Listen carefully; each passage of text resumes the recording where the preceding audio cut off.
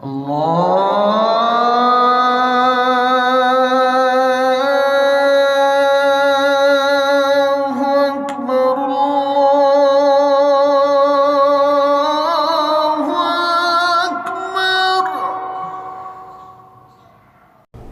پہ سب چل رہے تھے، سب کو درست کر رہے تھے، اور سرکار نماز پڑھا رہے تھے۔ حضرت عمر رضی اللہ تعالیٰ عنہ، حضرت سلمان رضی اللہ تعالیٰ عنہ بھی صف میں کھڑے ہو گئے، اور حضرت شلبہ رضی اللہ تعالیٰ عنہ بھی پیچھے صف میں نماز کی حالت میں کھڑے ہو گئے۔ آپ نے نماز پھیری، سلام پھیرا، نماز پوری کی۔ نماز پڑھنے کے بعد سرکار نے اللہ کی بارگاہ میں دعا کرتے کرتے پھر عمر و سلمان کو دیکھا تو وہیں سے پکار اٹھے، وہیں سے پکار اٹھے اور کہا، عمر سلمان، میرے سلبہ کا کیا ہوا؟ سارے صحابی کھڑے ہو گئے، مسجد نبوی میں خرام مچ گیا، عاشق رسول کی آنکھوں سے آنسو جاری ہو گئے۔ حضرت فاروق اعظم رضی اللہ تعالیٰ عنہ اور حضرت سلمان رضی اللہ تعالیٰ عنہ نے کہا کہ یا رسول اللہ، آپ کے سلبہ کو لے کر آئے ہیں۔ حضور جانماز کو چھوڑ کر آگے بڑھے، حضرت سلبہ بھی اٹھے۔ حضرت سلبہ رضی اللہ تعالیٰ عنہ کو اللہ کے رسول صلی اللہ علیہ وسلم نے اپنے گلے لگایا، سینے لگایا اور کہا، سلبہ، تم کو ہماری یاد نہیں آتی تھی؟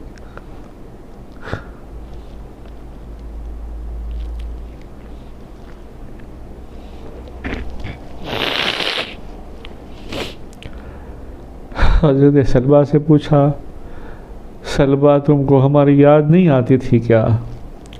حضرت سلبہ رضی اللہ تعالیٰ عنہ فرمایا، یا رسول اللہ، ایک گھڑی بھی آپ کی محبت، آپ کی بے قراری کے بغیر نہیں کٹی، مگر مجھ سے گناہ ہو گیا۔ بس وہ گناہ کا خوف ایسا تھا، مجھ سے گناہ ہو گیا۔ اللہ کے رسول صلی اللہ علیہ وسلم نے فرمایا، سلبہ، کیا گناہ ہو گیا؟ کوئی گناہ نہیں ہے، مجھے معلوم ہوا، کوئی گناہ نہیں ہے۔ نہیں یا رسول اللہ، مجھ سے گناہ ہو گیا۔ وہیں آپ سب بیٹھ گئے۔ سرکار نے سلبہ کو اپنے پاس بٹھایا، قریب بٹھا کے سر پہ ہاتھوں پہ ہاتھ لیا اور کہا، سلبہ، کوئی گناہ نہیں ہے۔ کیا گناہ ہے؟ کہانی بتائی کہ حضور میں کام سے جا رہا تھا، اتفاق کا میری نظر کوئی عورت پر پڑ گئی، وہ سر دھو رہی تھی، میں نے اسے غسل کرتے ہوئے دیکھ لیا، بس اتنی سی بات۔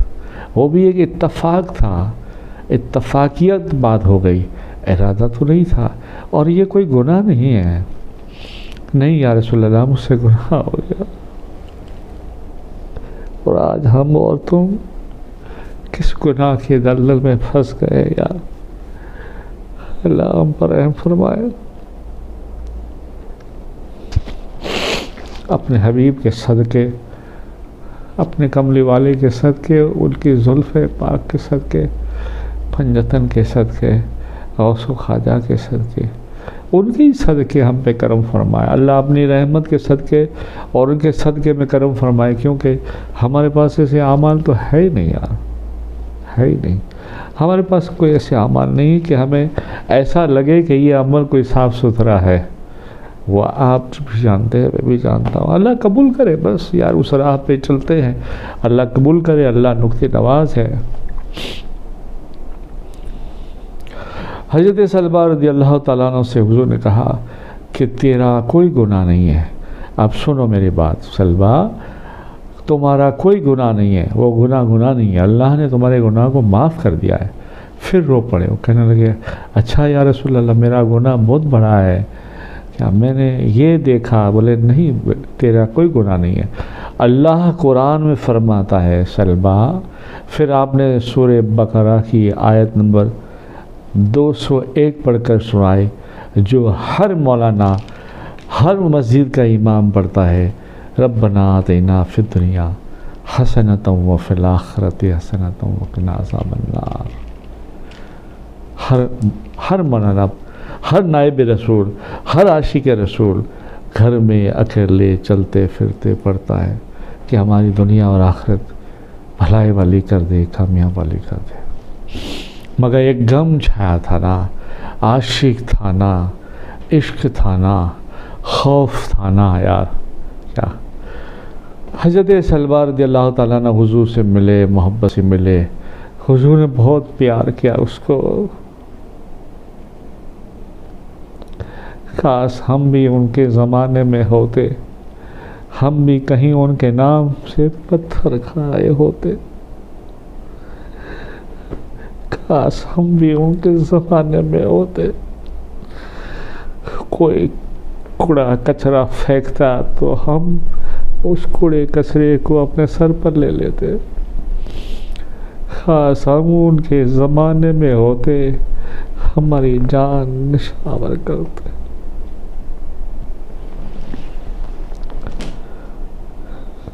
ہمیں تو نہ ان کا زمانہ ملا، نہ ان کی اولاد کا زمانہ ملا، نہ صحابہ کا، نہ صحابیہ کا، نہ تابعین کا، نہ تبع تابعین کا، نہ اولیاء اللہ کا۔ کاش ہم کو غوث و خواجہ کا زمانہ مل جاتا، ان کا کہیں بستر پکڑ لیتے، ان کی کہیں نارین اٹھا لیتے، ان کو کہیں کبھی وضو کرا دیتے، ان کو بس تکتے رہتے، دیکھتے رہتے۔ پھر بھی اللہ کا شکر ہے، پھر بھی اللہ کا شکر ہے کہ ہمیں اس کی امت میں پیدا ہونا نصیب ہوا۔ ہم ان کی امت میں ہے، ہم ان کی امت میں ہے، ہم ان کی امت میں ہے۔ وہ میں بار بار کہتا ہوں، وہ ہمارا حق ہے، ہم ان کی امت میں ہے، وہ ہمیں پروانہ پکا ملا ہے۔ بس اب ہم ان کی امت میں ہیں تو اب ایسی امت بن جائیں۔ کوشش کرو یار، میں تم سے ریکویسٹ کرتا ہوں، اپنے آپ کو سنبھالو، اپنے بال بچوں کو سنبھالو، اپنے رشتہ دار کو سنبھالو، ان کو مشکلوں سے بچاؤ، جہنم سے بچاؤ، نافرمانیوں سے بچاؤ، ریکویسٹ کرو، عزیزی کرو۔ تمہارا اس طرح کا سلوک ہوگا، اللہ خوش ہو جائے گا، اللہ کے رسول خوش ہو جائے گا، حضور کی آنکھیں ٹھنڈی ہو جائے گی۔ ایک امتی کو بچاؤ نا، ایک اپنے آپ کو، ایک ذمہ داری آدمی لے لے، ایک ایک کو بچائے، ایک ایک کو بچائے، ایک ایک کو بچائے، ایک ایک ایک کرتے کرتے کہاں سے کہاں پہنچ جائیں گے۔ بس پکڑو، بس راہ خدا کی طرف کھینچو، اللہ کی طرف کھینچو۔ خیر المختصر فجر کا وقت ہو رہا ہے، تو حضرت سلمان رضی اللہ تعالیٰ عنہ گئے، ایک ہفتہ رہے، ایک ہفتہ بیمار ہو گئے۔ سلمان رضی اللہ تعالیٰ عنہ گھر سے باہر بھی نہیں نکلتے تھے۔ تو پھر سرکار مدینہ صلی اللہ علیہ وسلم کو حضرت سلمان رضی اللہ تعالیٰ عنہ نے کہا کہ یا رسول اللہ، آپ کے سلمان کی بہت حالت خراب ہے۔ سارے مدینے کے لوگ اس کو چاہتے تھے، جوان تھا، حضور کا خادم تھا، عاشق تھا یار، حضور پر جان نثار تھا یار۔ کیا لوگ تو اللہ والے حضرت سلمان کا صدقہ بھی مانگتے دعاؤں میں۔ کیا تو سرکار پاک صلی اللہ علیہ وسلم سے حضرت سلمان نے کہا، حضور سلمان کو دیکھنے جانا چاہیے، بہت قریب موت کے وقت میں ہے۔ آپ نے فرمایا چلیں گے، ہم سب لوگ چلیں گے۔ نماز عصر کے بعد سب چلے حضرت سلمان رضی اللہ تعالیٰ عنہ کے گھر۔ حضرت سلمان رضی اللہ تعالیٰ عنہ بستر پر پڑے تھے، حضور پاک صلی اللہ علیہ وسلم حضرت سلمان رضی اللہ تعالیٰ عنہ کے بستر کے قریب سر کے پاس بیٹھ گئے، اور حضرت سلمان کا سر اپنی گودی میں لیا سر کو، اور ہاتھ پھراتے ہوئے کہتے ہیں، سلمان کیسے ہو؟ ہائے ہائے ہائے۔ حضرت سلمان نے اس کیفیت میں، جو آخری کیفیت تھی، اس میں آنکھ کھول کے دیکھ کر کہا، یا رسول اللہ، اچھا. اور پھر اس نے حضرت سلمہ نے ایسے گردن ایسے کرتے آپ کی گود سے اپنے سر کو نیچے کر دیا. تو پھر حضور نے فرمایا سلمہ ایسا کیوں کرتے ہو؟ پھر وہی جواب ہے یا رسول اللہ میرے دماغ میں گناہ آ گیا. یہ کتنے پاک لوگ تھے یار, یہ کتنے صاف لوگ تھے یار, یہ کتنے عاشق رسول.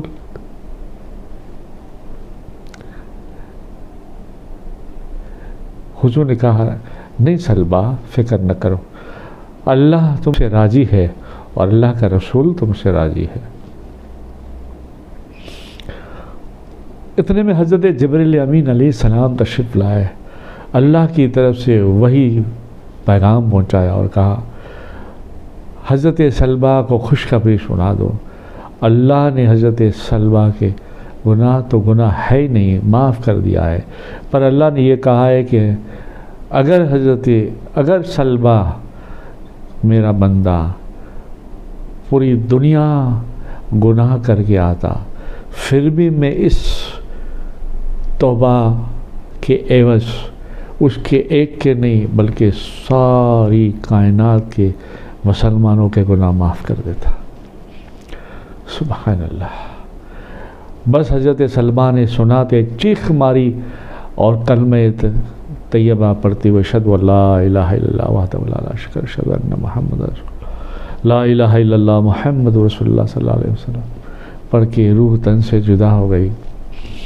اور پھر آپ کا کفن دفن جنازہ ہوا. ظاہر ہے حضور نے ہی نماز پڑھائی, حضور نے کفن دفن میں شرکت کی, حضور قبر میں اترے, حضور نے قبر